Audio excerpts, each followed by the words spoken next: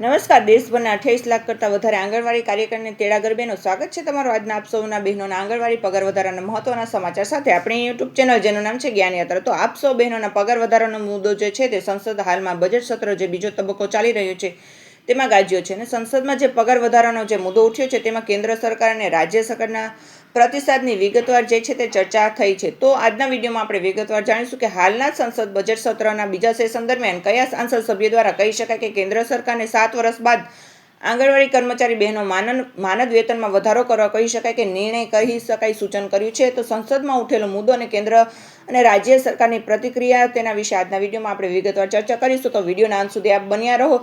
જો આપ નવા સબસ્ક્રાઈબર હો તો બહેનો અમારી ચેનલને સબસ્ક્રાઈબ કરવાનું ભૂલશો નહીં. તો આંગણવાડી પગાર વધારાનો મુદ્દો સંસદમાં ફરી એકવાર ગુંજ્યો છે.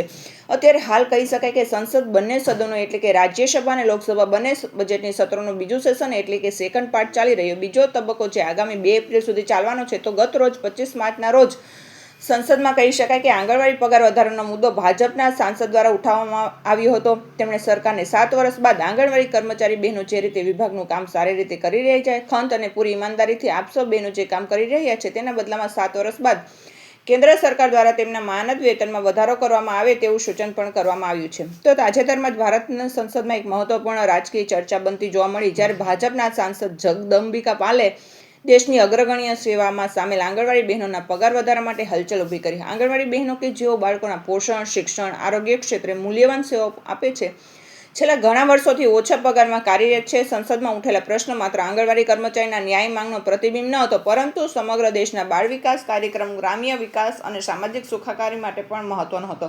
સંસદમાં ઉઠાવેલા મુદ્દાનું પૃષ્ઠભૂમિ તો આંગણવાડી બહેનો મહિલા અને બાળ વિકાસ વિભાગના હેઠળ કામ કરતી આવે છે. તો વર્ષ 1975થી ચાલતી ICDS પ્રોજેક્ટ યોજનામાં આ બહેનો છેલ્લા 50 વર્ષથી જે છે તે પોતાનું કહી શકાય અમૂલ્ય યોગદાન આપી રહ્યા છે. તેને બાળકોને પોષણયુક્ત ભોજન, આરોગ્ય ચકાસણી અને પૂર્વ પ્રાથમિક શિક્ષણ પૂરું પાડવા માટેની મુખ્ય જવાબદારી નિભાવે છે. તેમ છતાં અનેક રાજ્યોમાં આંગણવાડી બહેનોના પગારમાં ઘણા વર્ષોથી કોઈ નોંધપાત્ર વધારો નથી થયો, જે તેમને આર્થિક અને સામાજિક રીતે પ્રતિભાવિત કરે છે. ભાજપ સાંસદ જગદંબિકા પાલે ગતરોજ સંસદમાં જણાવ્યું હતું કે આંગણવાડી બહેનો દેશના વિકાસમાં એક મહત્વપૂર્ણ ભૂમિકા ભજવે, છતાં તેમને યોગ્ય કહી શકાય પ્રતિદાન એટલે કે યોગ્ય વેતન મળતું નથી.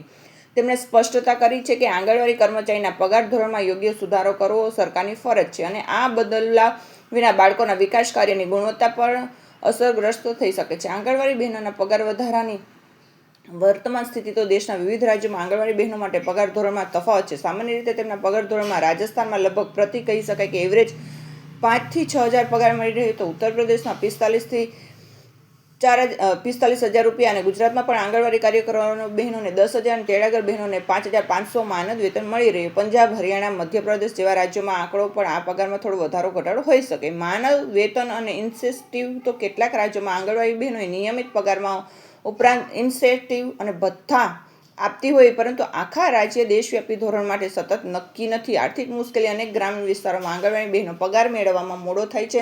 કેટલીક જગ્યા પર તો વર્ષોથી પગાર વધારવાનો વિવાદ ચાલી રહ્યો છે. કેન્દ્ર સરકારના જવાબની વાત કરીએ તો સંસદમાં આ પ્રશ્ન પણ કેન્દ્ર સરકાર પ્રતિસાદ સ્પષ્ટ અને વ્યવસ્થિત રીતે કેન્દ્ર સરકાર દ્વારા કેટલાક મુખ્ય મુદ્દાની જાણકારી આપી, જેમાં રાષ્ટ્રીય સ્તરે સમીક્ષા તો કેન્દ્ર સરકાર સતત રાજ્યમાં સરકારો સાથે ચર્ચા કરે છે અને આંગણવાડી કર્મચારીના પગાર ધોરણમાં સુધારો કરવાની પદ્ધતિ પ્રસ્થાપિત કરી રહી છે.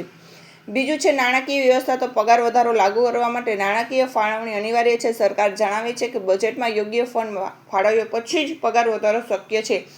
ત્રીજું છે વિભાગીય મિટિંગમાં. તો કેન્દ્ર અને રાજ્ય સરકાર વચ્ચે નિયમિત મિટિંગો યોજી પગાર સુધારાની પ્રક્રિયા ઝડપવા માટે કાર્યરત છે. ચોથું છે સમય સૂચકતા. તો કે આગામી નાણાકીય વર્ષથી આંગણવાડી બહેનોના પગારમાં સુધારો લાગુ થવાથી શક્યતા છે. કેન્દ્ર સરકારનું કહેવું છે કે આ સુધારો તાત્કાલિક ન થઈ શકે, પરંતુ પદ્ધતિસર રીતે અસરકારક લાગુ કરવામાં આવશે.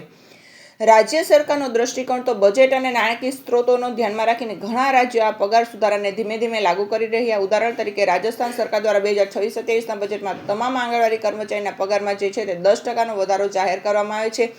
ગુજરાત સરકાર એપ્રિલ 2026થી પગાર વધારાની યોજના જે છે તે અમલમાં લાવવા માટે તૈયાર કરી રહી. ઉત્તર પ્રદેશ રાજ્ય સરકારે કોન્ટ્રાક્ટ આધારિત આંગણવાડી કર્મચારી માટે પગાર સુધારા અંગે ચર્ચા શરૂ કરી છે. આંગણવાડી બહેનો પર સામાજિક અને આર્થિક અસર. આ પગાર સુધારાનો સીધો લાભ આંગણવાડી બહેનોને મળશે. સાથે જ તેના કેટલાક મહત્વપૂર્ણ દ્રષ્ટિકોણની વાત કરીએ તો આર્થિક સ્વતંત્રતા. તો પગાર વધારાની આંગણવાડી બહેનોના જીવનસ્તર અને પરિવારની આવકમાં સુધારો થશે.